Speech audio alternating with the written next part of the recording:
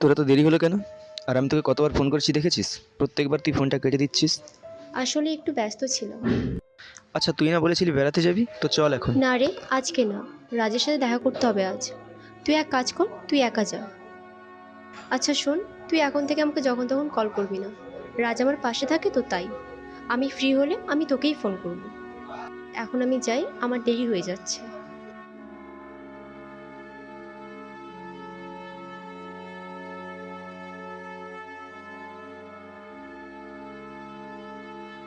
কী রে, এটাই তো তুই চেয়েছিলিস, তাই না?